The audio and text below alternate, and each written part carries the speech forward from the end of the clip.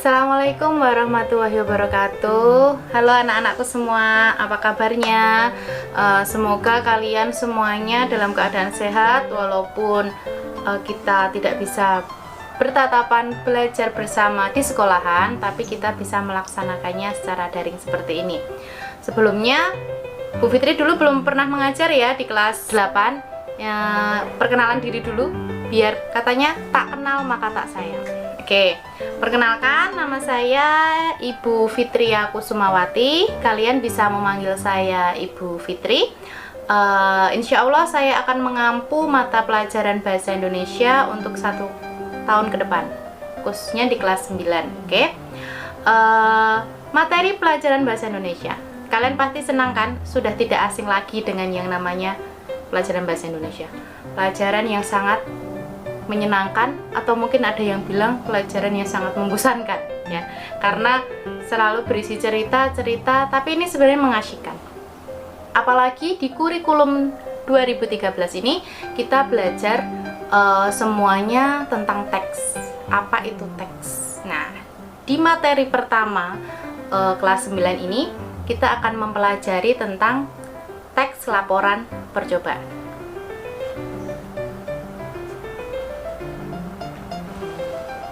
Sebelum kita masuk ke teks laporan percobaan, Bu Fitri mau tanya dulu, apa itu teks?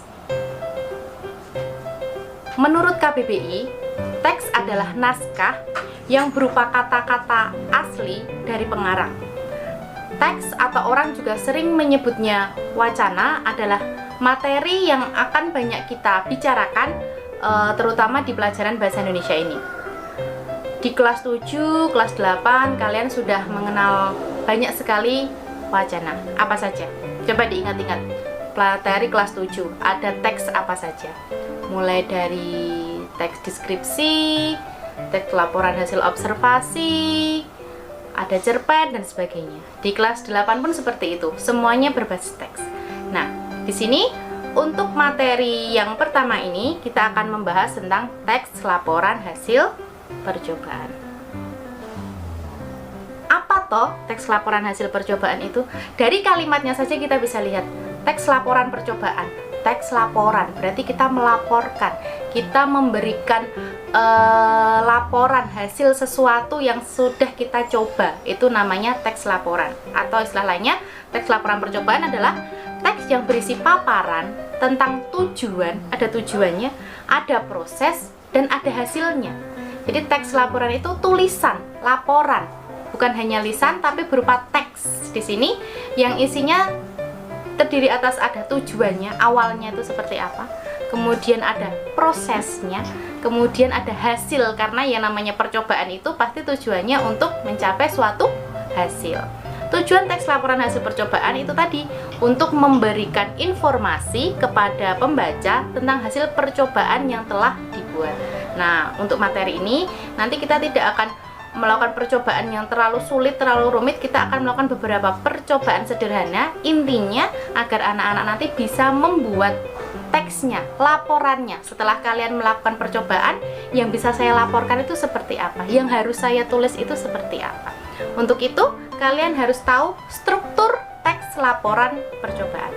Untuk strukturnya, itu yang pertama ada judul, kedua ada tujuan, ketiga ada alat dan bahan, keempat ada langkah-langkah, kelima hasil, dan keenam ada kesimpulannya. Oke, sampai sini paham ya? Apa itu teks laporan dan apa saja yang harus ada di teks laporan percobaan. Judul. Tadi di strukturnya yang paling awal yaitu judul. Apa itu judul?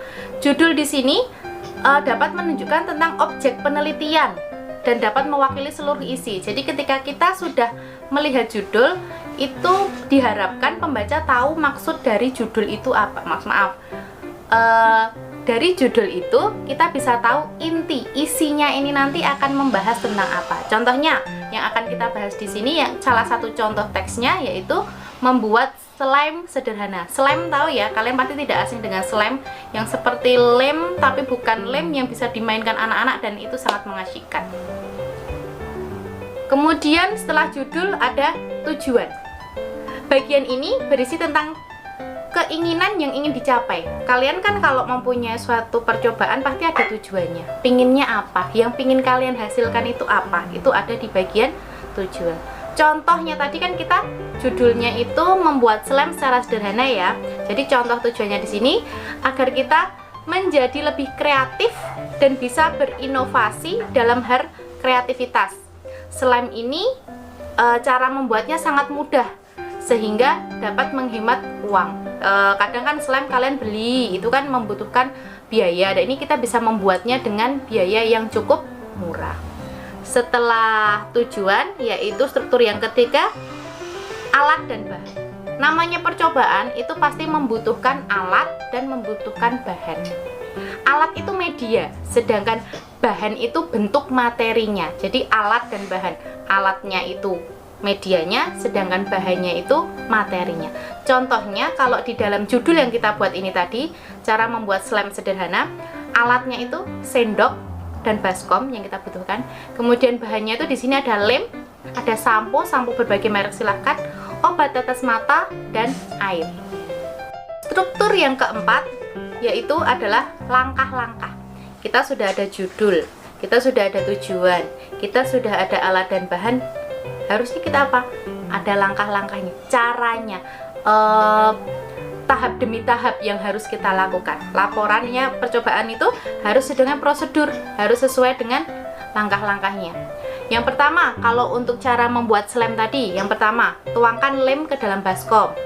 Kemudian tambahkan sampo, lem, dan obat tetes mata yang sudah kita siapkan.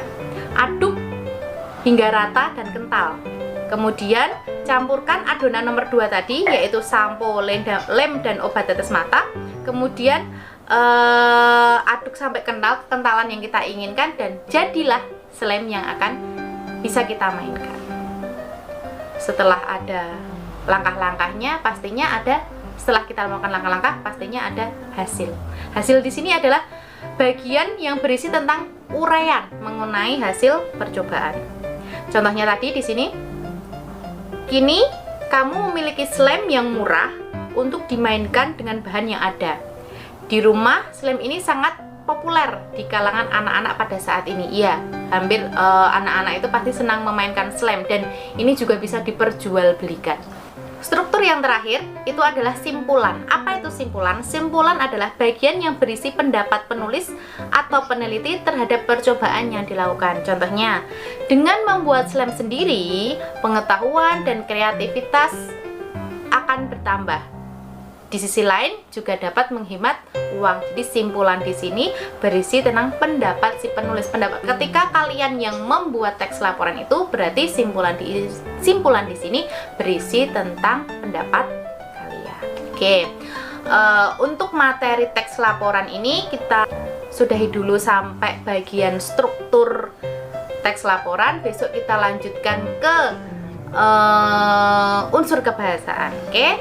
Sekian materi yang Ibu sampaikan hari ini. Semoga bermanfaat. Tetap semangat walaupun dalam pandemi seperti ini, kita harus tetap semangat dalam menuntut ilmu. Wassalamualaikum warahmatullahi wabarakatuh.